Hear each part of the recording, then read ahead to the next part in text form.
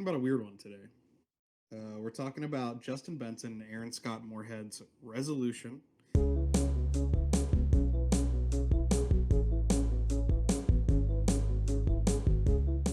I feel so formal right now. I don't. We both just were talking about how we got out of work. Yeah, we both And, we both just got done with work. usually and usually we do these on the weekends, but the Labor Day holiday, yeah, put I us feel behind. so like we strapped in, and I'm just like ready to record. Mm-hmm. Let's talk about the film today. Um, as always, I'm Mo. I'm here with my co-host Lo. Yep, How's it going, Lo? it's going, man. How are you? I'm doing okay. I'm working significantly less than I was last week because I was working extra every night. Mm-hmm. So I feel like this week I actually have some time to chill out, Nice. which has been very good. I actually just rewatched this last night as a So refresher. this is fresh for you. Very fresh. And actually, I watched it for the first time about 4 months ago. So you're gonna have to be that. the expert on this because I had a whole weekend and a tenant in between. Yeah, and Tenant probably scrambled your brains. Tenant, I've been thinking I've been inverted ever since we aired that podcast, so we'll figure it out. That's why it's really a pain in the ass editing when one of us is talking forwards and one of us is talking backwards. Um, yeah. So this was a movie we actually this was kind of an off the cuff pick because we had some things lined up and some things got shuffled around, and we still have some really cool things happening at the end of the season. But we were kind of looking for one more independent film that was maybe not a local type feature to include, and this just sprung to mind because when I had watched it. I noticed that the budget was $20,000, Mm-hmm. and I enjoyed the film.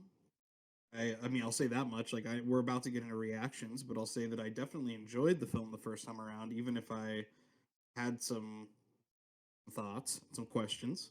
And it felt like something you and I throw back and forth a lot of.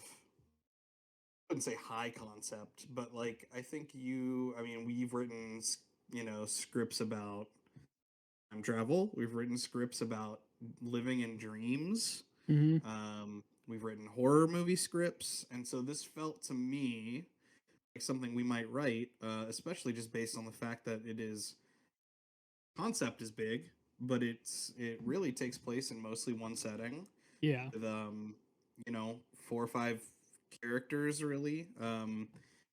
So yeah, without anything else, and this is now currently streaming on Shutter as well. If people, if you for some reason you haven't watched it before listening to the podcast, this you can watch this now on Shutter. But without overstaying my welcome, I want to ask what you thought about this one. So it definitely, like, I think a lot of these films that we've talked about this season so far, we've said it, like, it definitely feels like something that we could have done, or that something like right in our like wheelhouse where we're at currently with everything. It definitely feels like an independent film. It has that kind of grain to it, not like film grain, but you can just tell, it's got that feeling of independent to it. I thought the story was interesting. I thought it was cool. It was very basic story, of like a friend trying to help a friend, and then you just detail a lot of the adventures that are happening, and stuff gets a little bit weirder and weirder and weirder until, finally the resolution at the end. Not to make a pun here, but overall, I have to say that I enjoyed the film. I don't think I was as critical of it as I would be of like Tenet or these bigger box office movies, because I tend to score these on an easier scale, and not because they're independent film. Well, because they're independent films, but it doesn't mean they immediately get a pass for me either. But Right. yeah, I'd have to say that I really enjoyed it. It was definitely a Yeah. weird ride, the same way as Butter on the Latch. It was a strange film. It wasn't really hard to follow like Butter on the Latch at times, but you were kind of like lost on what was going on. I will say that. Like at certain points you're like, okay, what's happening now? Yeah, it's funny you say that because I was actually thinking when I watched this, I saw this, and we watched Butter on the Latch recently, and then watched this again, and it felt there's definitely similarities there. This is more narrative driven, I Mhm. think. You know, this felt more scripted. In the same token, we talked about Mumblecore and Butter on the Latch being this movie without a script. This felt like it had a script, but I was really impressed with how natural the dialogue and the chemistry was between the two leads. Yeah, I Um, thought that who let me get a name. The Danube, Chris, the drug yep, addict there. I thought his performance, the actor that portrayed him, I thought that was really really well done as far as like it didn't seem forced. It was like a very believable character. And when you're playing somebody that's kind of going through, withdrawals and, drug addiction, it's tough to play. You know what I mean? It can come off forced at times if you're not like experienced in it. So that was well done. he gave off a range of emotions, which is what I really liked. Is like this, the situation being Mike Danube, his best friend showing up and essentially not kidnapping him, but handcuffing him to a pipe for a week and staying with him so that he can get off meth or crack.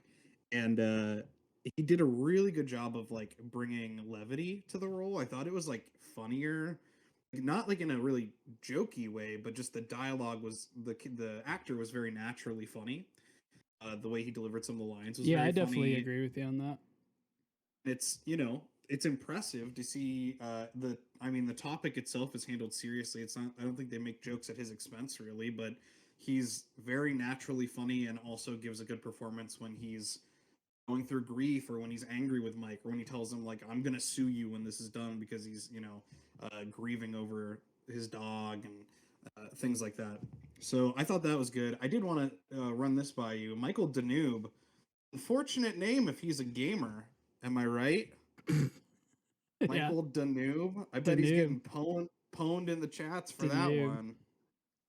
Um, but so that was a highlight. It felt like almost, and I don't know if this is true or not. I could definitely see it being true based on it's like a pretty small collective of people that are kind of regularly in each other's films and stuff.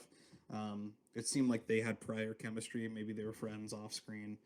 Um, so Yeah, well, the just to touch on that, I think we see this a lot too, and like kind of in these independent films, it's similar for our stuff. You see the same people, you work with the same people, you get to know them, as opposed to like these big box office features. You're working with maybe somebody you worked with years ago, or maybe you've never worked with them at all. When you get these small independent companies, it's nice to see them like kind of coming together each and every time. it doesn't have that effect that we talk about all the time, where it's like Tom Cruise is playing regular guy and Scarlett Johansson is playing regular woman. Look at their chemistry. They're like regular people. Look how It's celebrities. They're look how just like us. look how average they are. Please Yeah. look at that. So I thought that was good. I do want to get into the weirdness of the movie because I have a theory that I didn't have the first time I watched it. But I wanted to talk about some other things I really liked about this. The pacing. Not that it's a long film. It's like a standard hour and a half, but it is pretty much Mike gets to the cabin within the first 5 minutes of the movie. Um, movie's like I wouldn't even really say dialogue heavy. The dialogue is pretty snappy. It keeps you invested. There's not like super long dialogue scenes, and I would say pretty much every other scene is Mike leaving the cabin or something happening in the cabin to kind of ratchet up the weirdness and the Mm. things that are happening around them. So I thought that that was a really good uh, way to pace the film. Um, and that being said, let's get into the weirdness on this one because I don't know that I'm trying to think of what is most comparable to this. Butter on the Latch a little bit. It's kind of funny we did it the same week as Tenant because it is a little bit of a head scratcher. Um, Yeah, I you know, guess you're they really left like not really knowing. At least for me, I'm left at the end still not really understanding what's going on because the way it ends, it's just like you're left with even more questions than you and had. think the first time I watched it, I think that was a little bit of a sticking point with me. Like I liked this.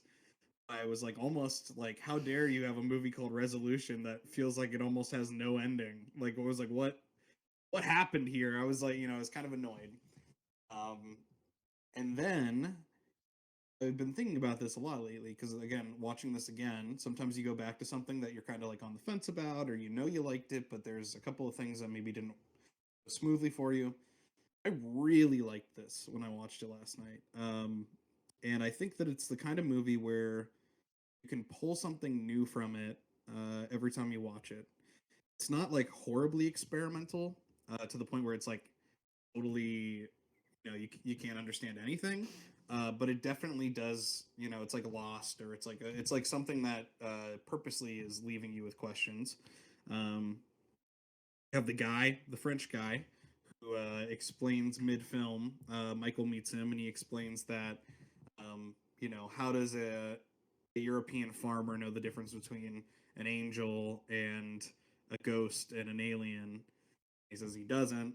It's just people who make up these stories essentially to make sense of the infinite around them, kind of thing. Yeah, I guess it makes sense then when you talk about like, because then you're left with all of these like fringe characters that really don't like, I guess this isn't the right way to say it, but I guess they don't add much to the actual story. They do.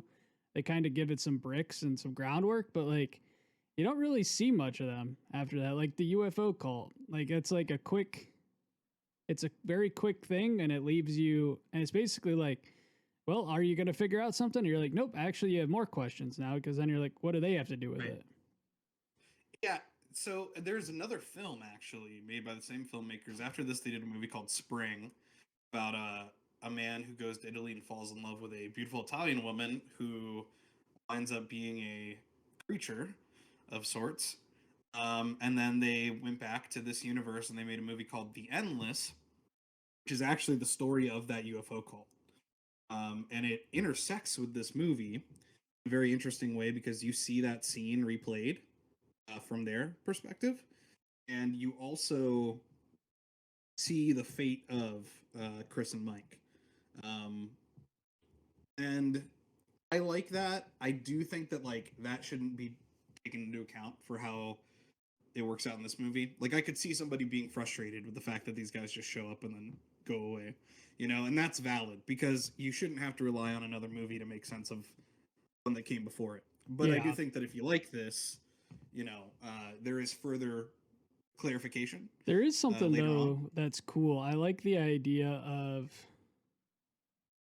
they. Oh, that's funny. These guys have the same age difference me and you do. They look like they started around the same exact time me and you did. But I mean, they're older, but Right, right. that's interesting. Looks like it's like the same. And But one of them's named Aaron. mm-hmm. The younger one is named Aaron. Yeah, which Hey, is wait a minute. which is the opposite because I'm the young one. So I mean, it makes sense. Yes, I'm 38. No, but I think it's cool though. I like the idea of these. I like the idea of these two making movies in the same universe and kind of like Yeah. expand. So it is cool that like you learned about this UFO cult, but then you can go and watch another movie to learn more about them.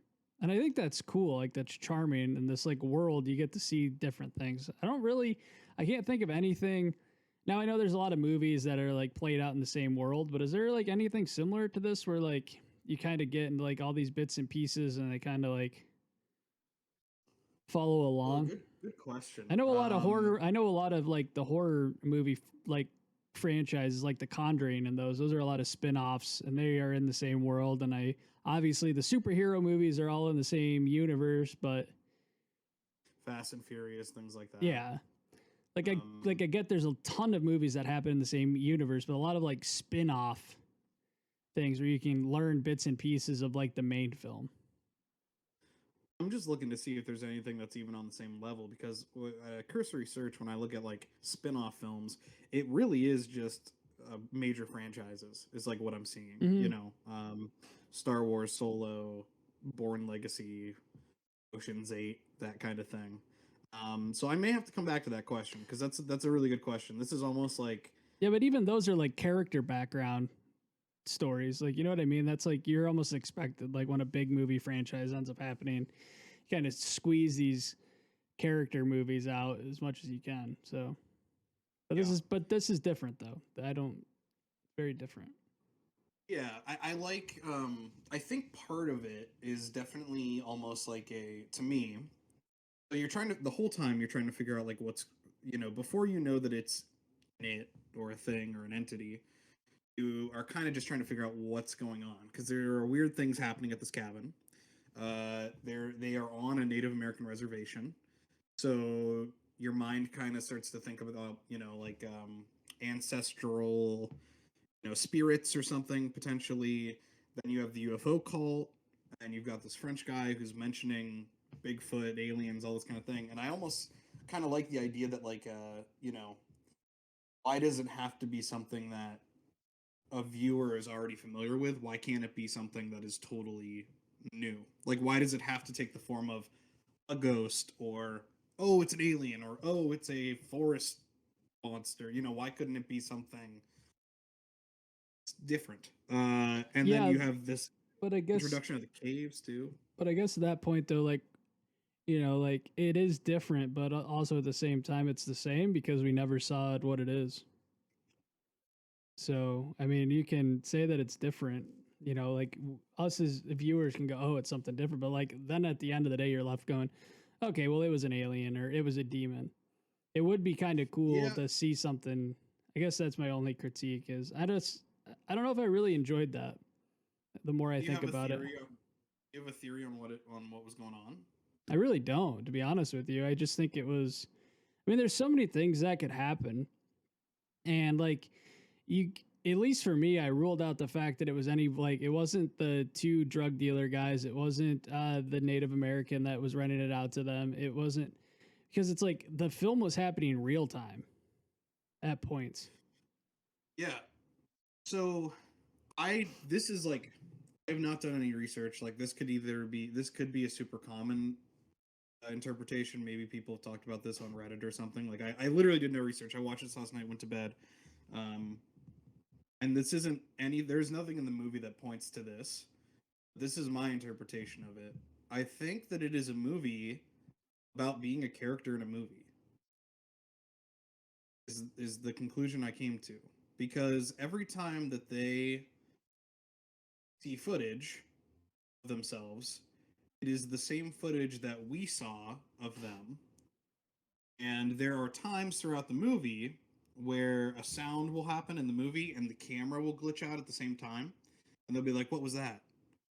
And it seems that you, as a viewer, are seeing them through the eyes of whatever is watching them. Uh, Are you talking almost like a Truman Show type deal? no, I'm talking about like, well, no, not really. I'm talking about like, so the writers of the film. This isn't like a meta thing, and it's like the movie wasn't, I don't think, meant to be meta or anything. This is just the metaphor I get from it. So the writers of the film, it's almost like that they are giving the characters pieces of information about different ways that their story can end. And so they use that information to avoid those endings, one of them being Native Americans going in, lighting the place on fire, one of them being, um, the drug dealers going back to the house and beating them to death and stuff. And so I think that they show them all these different ways their story can end. At the end of the movie, they kind of end up besting this thing because it wants an ending, and all of the endings they've seen in these stories. A book shows up on their doorstep. They have like film reels and photos, and they see all these stories. And the guy mentions how all of them have a really fucked up ending. And so they kind of best this thing. They make it to the end. They survive the house burning down. They survive the drug dealers or whatever. And then at the very end of the film, you get a POV shot of whatever this thing is looking at them. And whatever it is, they are very scared. So my interpretation of that is that whatever this thing is, they pissed it off Mm-hmm. by doing what they did. And the last line of the film, the guy says, "Can we try it another way?" And it makes me think that like this thing is going to get what it wants, no matter what you do. This thing that is watching you is going to get the story and the ending it wants. Yeah. And you can best it, but at the end of the day, it is going to force you to have the ending that it wants you to have. It, And it makes me just feel like it's almost a little bit like a meta thing of writing a mm, movie and writing an ending to a movie. I wonder almost if like, because then you can start to think like, how many times have they done this too? Like maybe that film is old, when they go at the end, at the end when they're like, is there another way we could try this? Like, what if that film footage where they saw these different endings were things that they've already done? Like maybe it's just repeating itself. Well, Lo, it's funny you say that because in the Endless, I don't want to spoil too much of this movie or anything, but I feel like it's accurate. So if you don't want to hear this, skip ahead like 5 minutes. Find out Chris and Mike's fate, and they are in fact living in a time loop that does not specifically have anything to do with those older, like the photographs, the footage, that kind of thing. But they are living in a time loop of that day where every night the Native American tribe is going to come to the house and burn it down, and they have to, they essentially are prepared to kill themselves every night in order to avoid both the a painful death burning in the house and also to avoid angering this thing or whatever it would do with them. So it's like the characters in the Endless stumble upon them, talk to them for a little bit, and find out that they pretty much shoot each other every day to go their way and to not give the thing what it wants. Interesting. So So I was kind of right on that. and the Endless, I will say too. Again, there's a whole lot going on in that movie too, so I don't really think this is spoilers as much as it is general plot. But you learn that there's a lot of time bubbles. There's a lot of these areas of that location where people are getting stuck in these circles, and the UFO cult is tied into that. Like the Okay. thing that they worship and Cool. stuff. You know what? This also too. The more that you while we're talking, do you remember those Goosebumps books where you could like choose your own ending? Almost. It's Yeah, kind of like the same thing where you'd like, definitely. I want to go down this path, so flip to page 72, and it's like, well, what about here? And it's like, go to page 105. Yeah. Did you see the Black Mirror Bandersnatch, the Mm-hmm. Choose Your Own Adventure Netflix thing? Yeah. Did you play with that? Mm-hmm. Yeah, I watched it twice.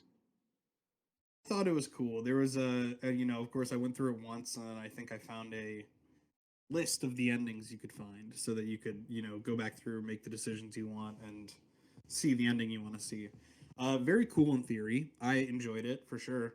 This is cool and different in the sense that you are watching the characters almost realize that they are in that kind of scenario, and they are the ones choosing their fate. I You always know, wanted to make a before Bandersnatch came out. I always had that similar idea of making a film like that, and I mean, obviously they did it, but there's definitely room to do it again. It would be fun to see like how to do it. I'll tell you what, Clue, the film Clue, I believe, had like four different endings when that came out in the 80s, and you never knew which one you were going to get. Similarly, a movie that's very dumb, but kudos to Blumhouse for making it work. Unfriended Dark Web had two endings, and if you went to go see it in theaters, you didn't know which ending you would get. So Really? that's kind of interesting, kind of an interesting way to, and that's easier because that's almost just like an alternate ending. Like you just make a point in the film where it is, you can cut off clean, and then Yeah. there's two separate scenes. Hmm. Um, it's a cool idea for sure. Yeah. I mean, that'd be fun if we could figure out a way to do something like that. Yeah. So I don't. I really liked this. But I feel like you are kind of where I was after I watched it the first time. So I'm not here to convince anyone that it's like an amazing movie. But what I would say is if you watch it and you're like, I like that, but I have some hangups, give it like 6 months, then maybe go back to it because some of it might digest a little bit over time. Yeah, I definitely feel like I need to go And back and watch this film again for sure. 100%. it's good. And check out the Endless and Spring. Spring was great too, and that is not related to this universe. But there. Oh, and they did one other one that's actually on Netflix. It's called Synchronicity. Um, That is less of a horror and more of a time travel butterfly Mm-hmm. effect kind of thing. And So, they did the VHS, yep. so that's cool. There's a VHS segment that they did. Mm-hmm. Yeah. So Bone Storm. I just Bone Storm. It's the one where some skateboarders with GoPros go out and they're filming each other skating. They're on like the Texas-Mexico border, and they find like a pile of bones and some voodoo stuff and some witchcraft stuff, and the skeletons end up coming back to life, and they're like grim reapers basically chasing them on their skateboards and following them around. Oh, that's cool. It's fun. It's very cool, very visually fun, very cool. And it's all filmed like GoPro style, which is cool. Um, good stuff. I really, it's just this thing. Like I said, when I watch this, I just think about how 20,000 still a little high for us. Obviously, still a little out of our budget, but maybe comparable to Clerks in a way, but in a horror type version in terms of budget. And I just couldn't help but think like this is something that you and I, with our A, with the kind of concepts we come up with, B, with the kind of characters we write, and the chemistry that we have, even in terms of like something like acting, and C, with the limitations we have, writing something that is like, all right, let's take this kind of high concept we have, but let's put it in one house in the woods, and let's have a couple scenes that take place in a parking lot, one that takes place in an apartment, and that's it. Like, it's just very much, you can tell that the money was used with intelligence. It wasn't Mm-hmm. just like they didn't blow out on costumes or creature effects or anything crazy. It's pretty sparse, but it works. I'm gonna check out their budgets for the other movies. It looks like Spring was 49,000. So like doubled it. The Endless, I will say, does have more. Oh, that's More box visual office. It effects. doesn't have the budget. It just says box office 957. Okay.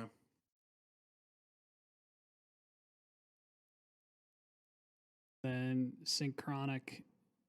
It's a box office of 1.5 million, no budget listed. So that's cool. It's nice to see the progression there. And it's also not a. It's not a traditional horror film. I think most people who probably don't like horror, if you like thrillers, maybe, or just weird movies, but you want to stay away from like violent, like bloody stuff, um, I'd say that this is a pretty manageable watch. There's nothing super, really particularly disturbing or anything. I would actually say the thing that disturbed me most was seeing how upset they were when they see the thing. Like Chris gets down on his knees and just starts saying like I'm sorry, and it's like super believable. That actor in that role, I mean, he really just knocks it out of the park. I Mm-hmm. think definitely the highlight of the film, brings a lot of personality to I it. agree. So how are we doing on time? We're good. We can Good. wrap. Yeah. Yeah, that's, I mean, I don't have much else to add. This is just for me a movie that I enjoy. It's kind of like it's similar to Don Darko, a movie a lot of people have issues with. Um, a lot of people kind of say it's like a teen boy movie, which very well may be true because the last time I watched it was probably when I was a teen boy. But I did just get a copy because I'm excited to watch it again. And that's another movie that doesn't quite add up, but every time I watch it, I feel like I pull something different out of it. I didn't think it was a teen boy movie. It's Yeah, interesting. a lot of not teen boy. I should say like angsty. Like a Yeah, lot I of get what people you're kind saying. of, Yeah. I kind haven't of watched it thing. in I haven't watched it in a long time either, so maybe I've changed my mind Do on it. do Clerks 2 and Donnie Darko as our weird one-off bonus episode of After the Movies one of these days. All right, cool. So that's all I got for today. Next week we are going to be um, watching a film with a filmmaker that is local to both of us. I still am not going to announce it because I don't want to put the details out there and then have them change on me. But keep an eye on social media, and we will let you know both what the film is, who the filmmaker is, and where you can find their work. That should be a really exciting episode. Second guest in At the Movies history. Mm-hmm. So that's going to be great. And then it'll be season finale time. And we'll have to go back to the drawing board and figure out what we're talking about next. Another season almost over. Crazy. Seasons change. You gain a pitch, but you lose one too. All right, everybody. We'll see you next week. Oh, shit. Does it? Thank you to our Patreon. We're both so cooked, I think. Thank you to our Patreon members, Jay Irvin and Dylan Painter. Thank you so much. Appreciate you guys. We love you. Thank you. If you'd like to join them, patreon.com/LoMo Media. Tiers start as low as $3 and go as high as $3 million. So you let us know whatever you want to contribute. $3 million, we could make a couple hundred resolutions. Mm-hmm. We could make one tenant. Or one tenant. Your choice. Who would win in a fight? One tenant or 300? Well, actually, no. We would only be able to make 1/100th of tenant. Wait, what? Yeah, it was a 300 million. Yeah. $300 million? Yeah, the budget was 300 million. I thought I saw. So that means we can make one tenant if we had $300 million, right? No, I said 3 million. Oh, that's actually very disgusting when you say it like that. That actually makes me viscerally upset to realize that if I had $3 million right now, I could come nowhere close to making. Yeah, you need 99 times that to even come close. That's awful. Like, why? Where does the money go? I guess there's so many people working on the movie. Where does the money It's go? like, yeah, I don't know. Here we are making movies for $0. And speaking of that, one last reminder as well. I'll get some plugs in here real quick too. We are looking to grow the show right now, and the best way that you can do that is by sharing the episode if you enjoyed it, sharing the podcast with a friend, word of mouth, or a big one that would really help us out right now is leaving us a review on Apple Music. So if you could do that for us, we would love you forever. We'll read your review on air. Mm-hmm. And what am I missing? Shooting the Bit coming out Sunday, and first episode of season 2, which will be officially announced this week, will be coming out on the 17th. Mm-hmm. And then we're shooting some holiday specific stuff, so that's going to be a lot of fun. Hell yeah! Well, everybody, good things. We'll see you next week. Thanks for hanging out. Have a good one. Bye-bye.